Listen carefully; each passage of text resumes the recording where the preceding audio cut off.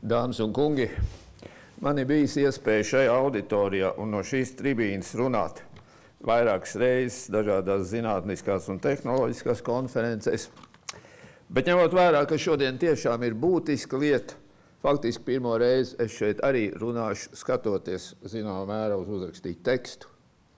Man varbūt tā priekšrocība un arī reizē vājais punkts, ka daudz kas jau ir pateikts, bet tajā pašā laikā es varu arī uz kaut ko varbūt reaģēt. Paskatīsimies varbūt nevis emocionāli, bet tīri analītiski uz šo esošo situāciju. Kāpēc vispār politiskā partija tiek dibināta? Ja ir izveidojusies cilvēku grupa, kam ir vienādi uzskati par valsts pārvaldi, par valsts attīstību, vienāda filozofija un ideoloģija, un ja viņi vēlas šo savu filozofiju īstenot dzīvē, tam nolūkam viņiem ir vajadzīgs politisks spēks, jāiegūst vara valstī, parlamentā, valdībā. Tā nolūkam viņi dibina partiju. Savu filozofiju materializē partijas programmā, definējot visdažādākos dzīves aspektus, un ar šo programmu startē vēlēšanās, cenšoties pārliecināt sabiedrību, ka tieši šādas filozofijas īstenošana vislabāk atbilst sabiedrības mērķiem, interesēm, vēlmēm, un ka tieši šī grupa būs spējīga īstenot programmu valsts un visas sabiedrības interesēs. Citu funkciju politiskai partijai faktiski nav. Tā dara lietišķi cilvēki ar racionāliem mērķiem un racionālu pieeju, un tā mēs darījām no paša sākuma. Tautas partijas darbības programma vienmēr bija pilnīga un konkrēta, un nevelti pirms 2006. Gada vēlēšanām tieši mūsējo programmu eksperti atzina par labāko un perspektīvāko, un kamēr mēs savus programmātiskos uzstādījumus pildījām, tādā apjomā, kas atbild vēlētāji visai augstajam uzticības līmenim tautas partijai, tautas situācija valstī kopumā arī bija augšup ejoša. Kas tad ir šodien? Vai šodienas politiskā vide ir labvēlīga tautas partijas racionālās politikas īstenošanai un beigās racionāliem procesiem kopumā? Jāatzīstās, ka mēs bijām nespējīgi pretoties tādas atšķirīgas politiskās vides radīšanai, kura šodien turpina nostiprināties. Šīs vides pamatā nav racionāla, loģiska, uz rezultātu vērsta pieeja, tai vietā dominē irracionāli aspekti. Mērķi un uzdevumi tiek aizvietoti ar izplūdušām vīzijām un vērtībām, kas skan nenoliedzami vienkārši un skaisti, bet kas nekādi nevirza uz darbu un izaugsmi.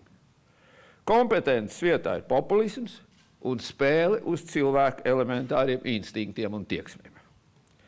Cilvēks gadsimtos pārbaudītais virzošais mērķis, labāks dzīves sasniegšana, tiek aizvietot ar oligārhu apkarošanu, turīgs cilvēks sabiedrībai tiek pasniegts kā žuļiks, citādi domājošs politiķis kā zagls un valsts sektora darbinieks kā potenciāls korumpants. Ja faktu maz, tos aizvieto maģiskais vārds iespējams. Loģika aizvieto prasību pēc galēji caurspīdīguma ikvienā vietā, kas jau kļūst pa fetišismu. Tā, piemēram, tiek skandināts, ka, lai gan elektrības cena pievienojoties Skandināvijas brīvajam tirgum stipri pieaugs, taču tā būs caurspīdīgāka. Un tas taču vienam ir daudz svarīgāk.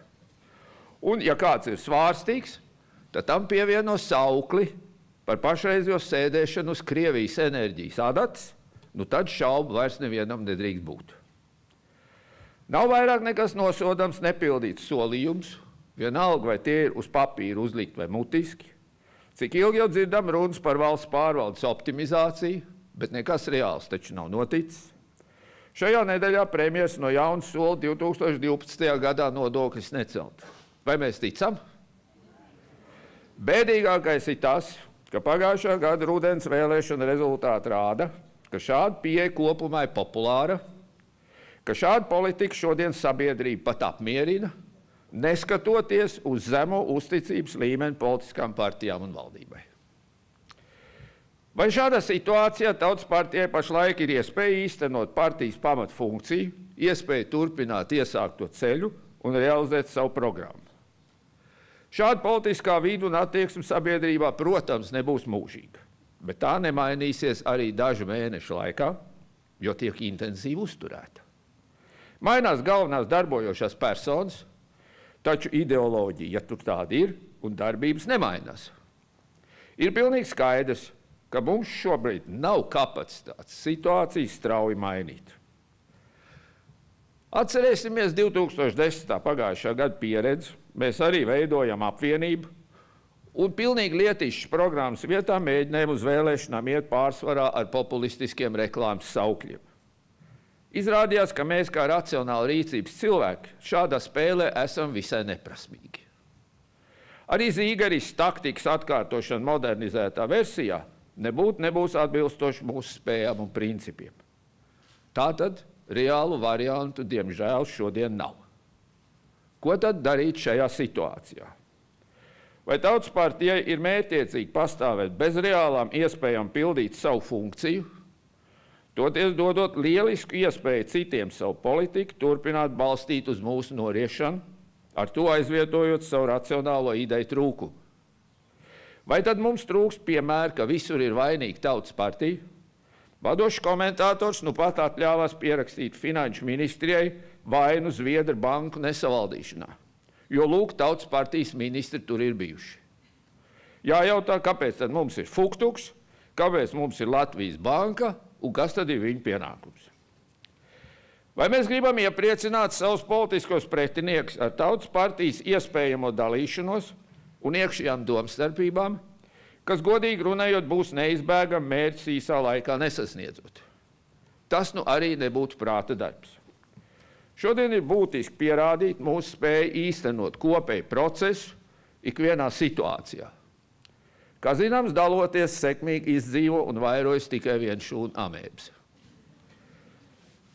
Jautājums par to, vai iespējamā aiziešana šodien ir vai nav atbildības pamešana?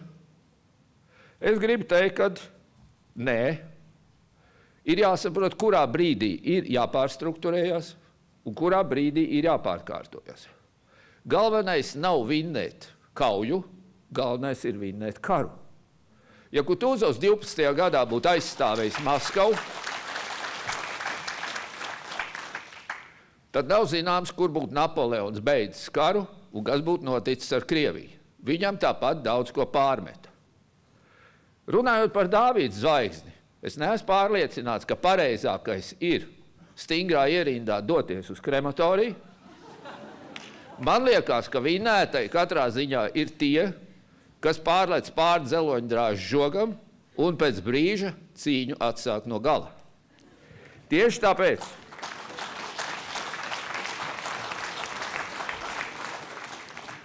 tāpēc es aicinu vēlreiz mums pierādīt savu kopību un teikt, mēs bijām vareni un mēs būsim vareni.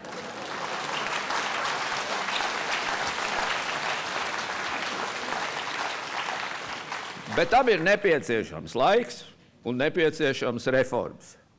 Būvnieki labi zina, ka vecie pamati parasti ir izmantojami tikai uz papīra. Praksē ir nepieciešami jauni. Tieši tāpēc, lai dotu vietu pilnvērtīgam racionālu procesu pamatam nākotnē, es aicinu vispirms visiem mums kopā ar pienācīgu cieņu nojaukt sabiedrību un valstī labi kalpojušo iepriekšējo būvi un izlemt par Tautas partijas pašlikvidāciju. Ko un kā darīt pēc tam, tad jau tā būs katra pilna brīvība, atbilstoši savām vēlmēm un sirdsapziņai, izvēlēties savu tuvāko ceļu, un vēsturē neviens nevar teikt, ka Tautas partija ir saplaisājusi, vai arī kāds kaut ko mums kādam ir uzspiedis.